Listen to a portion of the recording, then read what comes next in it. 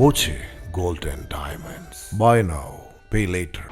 കോൺഗ്രസിലെ പ്രമുഖരുമായും നിയുക്ത എംഎൽഎമാരുമായി ഹൈക്കമാൻഡ് ചർച്ച ചെയ്താണ് വി.ഡി. സതീശനെ മുഖ്യമന്ത്രിയാക്കാൻ തീരുമാനിച്ചതെന്ന് വി.കെ. ശ്രീകണ്ഠൻ എം.പി. എൽ.ഡി.എഫിനെതിരെയുള്ള ജനവികാരം മാത്രമല്ല, കേരളത്തെ വീണ്ടെടുക്കാനുള്ള ബദൽ നയത്തിന് കൂടിയുള്ള അംഗീകാരം കൂടിയാണ് തിരഞ്ഞെടുപ്പ് വിജയം. ടീം യു.ഡി.എഫിന്റെ വിജയമാണ് തിരഞ്ഞെടുപ്പ് വിജയമെന്നും എം.പി. വി.കെ. ശ്രീകണ്ഠൻ മാധ്യമങ്ങളോട് പറഞ്ഞു. ഇതിനു മുമ്പൊക്കെ വളരെ പെട്ടെന്ന് പ്രധാനപ്പെട്ട കാരണം നിങ്ങൾക്ക് എല്ലാവർക്കും അറിയാം. സംസ്ഥാനത്തെ ഏറ്റവും പ്രധാനപ്പെട്ട 3 പ്രമുഖരായിരുന്നു വളരെ വലിയ പിന്തുണയോടുകൂടി മുഖ്യമന്ത്രി സ്ഥാനത്തേക്ക് പരിഗണിക്കപ്പെട്ടത്. പക്ഷേ അഖിലേന്ത്യാ കോൺഗ്രസ് കമ്മിറ്റി എല്ലാ മുതിർന്ന നേതാക്കന്മാരുമായിട്ടും ജയിച്ചു വന്ന നിയുക്ത എംഎൽഎമാരുമായിട്ടൊക്കെ വളരെ വിശദമായ ചർച്ച നടത്തി. ആ ചർച്ചയ്ക്കൊടുവിലാണ് ഇന്ന് പ്രഖ്യാപനം വന്നിരിക്കുന്നത്.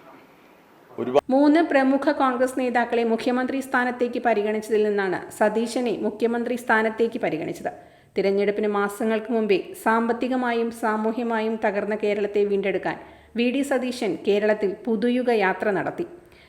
യാത്രയ്ക്കിടെ എല്ലാ മേഖലയിലെയും വിദഗ്ധരും വിചക്ഷണന്മാരുമായി ചർച്ച നടത്തി. വർഷങ്ങളായി അവഗണിക്കപ്പെട്ട് കിടക്കുന്ന പാലക്കാടിന് നല്ല പിന്തുണ സതീശനിൽ നിന്ന് ലഭിക്കുമെന്ന് പ്രതീക്ഷിക്കുന്നു. ചെന്നിത്തല പ്രമുഖരുമായി ഉൾപ്പെടെ ഹൈക്കമാൻഡ് ആശയവിനിമയം നടത്തിയാണ് പ്രഖ്യാപനം നടത്തിയത്. യു.ഡി.എഫിനെതിരെ വർഗീയത ഉൾപ്പെടെ ഇളക്കി CPM-ഉം BJP-യും ഇളക്കിവിട്ടു. യു.ഡി.എഫിനെതിരായ എല്ലാ ആരോപണങ്ങളെയും ജനം തള്ളിക്കളഞ്ഞതായും എം.പി. വി.കെ. ശ്രീകണ്ഠൻ പറഞ്ഞു. ഒരുപാട് പേര് ഈ കഴിഞ്ഞ ദിവസങ്ങളിലൊക്കെ രൂക്ഷമായി വിമർശിച്ചിരുന്നു. പക്ഷേ ഇത് ഒരു മഹാപ്രസ്ഥാനമാണ് ഇന്ത്യൻ നാഷണൽ കോൺഗ്രസ്. എല്ലാവരുമായിട്ടും ചർച്ച ചെയ്ത് നല്ലൊരു സമവായം ഉണ്ടാക്കി യുക്തമായൊരു തീരുമാനമെടുക്കാൻ അല്പസമയം എടുത്തെങ്കിലും കേരളം പ്രതീക്ഷിച്ച, വോട്ട് ചെയ്ത ജനങ്ങൾ പ്രതീക്ഷിച്ച ഒരു മുഖ്യമന്ത്രിയാണ് ഇന്ന് പ്രഖ്യാപിക്കപ്പെട്ടിരിക്കുന്നത്. തീർച്ചയായിട്ടും ശ്രീ വി.ഡി. സതീശൻ്റെ നേതൃത്വത്തിൽ അടുത്ത നിയമസഭാ സമ്മേളനം വിളിച്ചുകൂട്ടി അദ്ദേഹം മുഖ്യമന്ത്രിയായി സത്യപ്രതിജ്ഞ ചെയ്ത് ഒരു സൽഭരണം കേരളത്തിൽ ഉണ്ടാകുമെന്ന് എല്ലാവരും പ്രതീക്ഷിക്കുന്നു. കഴിഞ്ഞ തെരഞ്ഞെടുപ്പിന് മുമ്പ് അദ്ദേഹം പുതുയുഗ യാത്ര നടത്തി കേരള സംസ്ഥാനത്തുടനീളം 140 നിയോജക മണ്ഡലങ്ങളിലും തെരഞ്ഞെടുപ്പിന് എത്രയോ മാസങ്ങൾക്ക് മുമ്പ് കേരളത്തെ വീണ്ടെടുക്കാൻ, സാമ്പത്തികമായി തകർന്ന സംസ്ഥാനത്തെ രക്ഷിക്കാൻ എല്ലാ മേഖലയിലും വിദഗ്ധരുമായും അതുപോലെ ദീർഘവീക്ഷണരുമായും വിചക്ഷണരുമായിട്ടുമൊക്കെ വളരെ വിശാലമായ ചർച്ച നടത്തി. അതിൻ്റെ ഒരു സത്ത അദ്ദേഹം ജനങ്ങളുടെ മുമ്പിൽ അവതരിപ്പിച്ചു.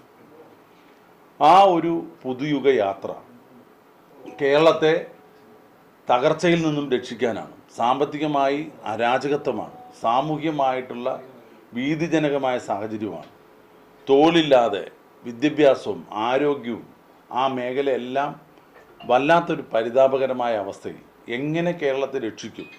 അപ്പോൾ കേരളത്തെ രക്ഷിക്കാനുള്ള വ്യക്തമായ അജണ്ടകളുമായി അത് അദ്ദേഹം ഒറ്റയ്ക്കല്ല, ടീം UDF അത് സംസ്ഥാനത്ത് എല്ലാ മേഖലയിലും, കാർഷിക മേഖലയിൽ, വ്യവസായ മേഖലയിൽ, വിദ്യാഭ്യാസ മേഖലയിൽ, മലയോര കർഷകരുടെ കാര്യം, അതുപോലെ തീരദേശ മേഖലയിൽ, പൊതുവായി എല്ലാ മേഖലയിലുമായിട്ട് വിദഗ്ധരുമായിട്ട് ചർച്ച ചെയ്ത് രൂപപ്പെടുത്തിയെടുത്ത ഒരു അജണ്ടയായിരുന്നു പുതുയുഗ യാത്ര.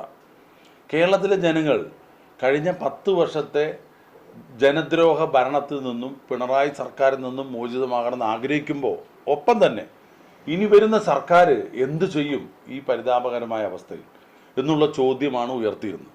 അതിന് വളരെ കൃത്യമായ മറുപടി, കൃത്യമായ വിശകലനങ്ങൾ ദീർഘവീക്ഷണത്തോടുകൂടി ജനവിശ്വാസത്തോടുകൂടി അവതരിപ്പിച്ച് ആണ് UDF മുന്നോട്ട് വന്നത്.